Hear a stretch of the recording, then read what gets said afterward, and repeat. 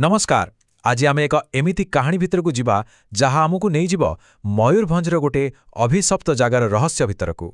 जानिछंती एटा केवल गोटे लाइन नुहे, एहा एक चेतावनी। तेबे चलंतु सेही भय भितर को पाद बढ़ेइबा जोठी अतीत आज भी जीवंत होई रहिछि।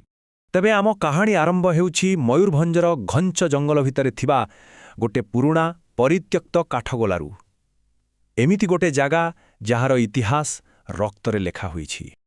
तो पाखापाखी 40 वर्ष तले गोटे भयंकर निया ए जागार भाग्य को सबुदिन पई बदलई देला। केते जण गरीब श्रमिक सेथिरे जीवंत जळीगले। आउ सेबेठ लोके कुहंती सेही अतृप्त आत्मा माने प्रतिशोध नेबा पई एठी घुरी बुलुछंती। किंतु एबे नुआ मालिक आसी पहुंचीछंती आउ सेमाने ए सबु चेतावनी को पूरापूरी अणदेखा करि दैछंती। हाँ, सेमाने थिले प्रकाश आउ तांका स्त्री सरिता। और सेमानंग पाई एटा थिला केवल गोटे सस्ता बिजनेस डील। स्थानीय लोकंक कथा किंबदंती सबु को सेमाने हसेरे उड़ेई देले। सेमानंको कोन जणा थिला जे सेमाने निज मृत्यु को निजे डाकुथिले। मात्र 2 दिन लागिला। काम आरंभ हेबार मात्र 2 दिन भितरे अंधार भितरु सेही फुसफुस शब्द आसीबा आरंभ होईगला।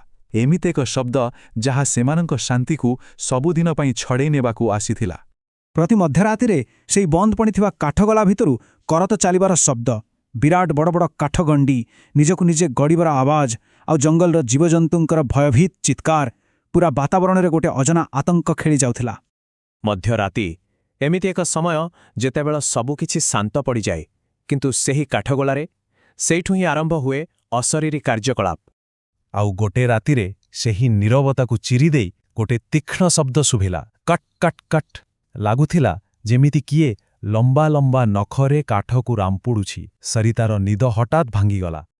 भयरे थरी थरी से प्रकाशंकु उठेइले। प्रकाश उठ, सुन, आम खट तले किए जणे अछि आउ काठ को कांचुछि। तांको स्वररे थिबा आतंक पूरा स्पष्ट थिला। प्रकाश तुरंत टर्च मारी देखिले, किंतु सेठी किछि भी नथिला। सेमाने निजको बुझेई देले जे हुए तो को पोको जो कहेइथिबो, किंतु प्रकृतरे सेटा कोन गोटे पोको थिला ना आउ किछि भयंकर। एहसबु अजब घटना पछर कारण खोजिबाकू जाई प्रकाश एक चेष्टा कले। आउ सेई चेष्टा ही तांको गोटे भयंकर सत्य पाखुकू टाणी नहीं गला। तो उत्तर खोजु खोजु ऑफिस भितरु प्रकाश को मिलिला पूर्व मैनेजरंकर गोटे पुराणा डायरी। आउ एइटा ही थिला सेही अभिशप्त रहस्यर चाबिकाठी। सेही डायरीर शेष पृष्ठारे लेखा थिबा केई पद कथा तांको मेरुदंडरे भयर एक शीतल स्रोत खेळेई देला। लेखा थिला, सेमाने मरी नाहांती, सेमाने अंधाररे बंचिछंती आम रक्त पीवा पाई। एतिकी पढ़िबा परे तो प्रकाशंक पाद तळु माटी खसीगला। ता माने सबु किंबदंती सत थिला। किंतु प्रकाश किछि करिबा पूर्वरु सेही काळ रात्रि आसी पहुंचीगला। विचारर राति। हठात पूरा काठगोलार बिजुली चलीगला। चारिआडे घन अंधार आउ तापरे एकदम निस्तब्धता। आउ सेही निस्तब्धता को भांगी बाहरे थिबा विराट कटर मेसिन उड़ाक निजको निजे चालिबाकू लागिला। एमिति एक कानफोटा गर्जन जोंथिरे पूरा अंचल थरी उठिला। प्रकाश झरका बाटे बाहर को चाहिले आउ जहा देखिले तांको रक्त बरफ पाल्टीगला। सेही चालुथिबा करत सामनारे गोटे विकृत कला छाई छिड़ा होइथिला। शरीरटा तार पूरापूरी पोड़ी जाइथिला। पोड़ा मांसरू धुआं बाहरुथिला आउ आखि दुईटा नियर अंगार भली जळुथिला। सेही प्रेतात्मा कबाट भांगी सीधा भीतर को पसिनासिला। केही किछि बुझिबा आगुरु से सरितांकु उठेई नहीं सेही चालुथिबा धारुआ करत उपरकु फिंगिदेला। शेषरे केवल गोटिए करुण तीव्र चित्कार शुभिला आउ तापरे सबु शांत।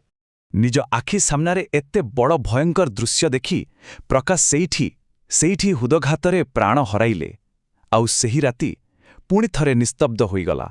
एले कहानी एइथि सरिनी, आदौ नुहे। भयर एही खेळ आजि भी चालिछि। ता परदिन सकाळु जेतेबेळे गाँ लोक पहुंचिले, सेमाने सेठारु 2टी रक्तरे जुडुबुडु खंड विखंडित मृतदेह पाइले। आउ आजि भी सेई काठगोला सेमिति परित्यक्त होई पड़ी रहिछि। एमिति गोटे जागा जोठी अभिशाप आजि भी जीवंत आउ प्रतिशोधर निया केबे भी लिभिनी।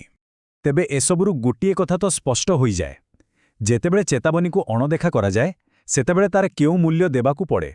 एहार उत्तर बोधे आज भी सही अंधार भितरे ही लुचि रहिछि।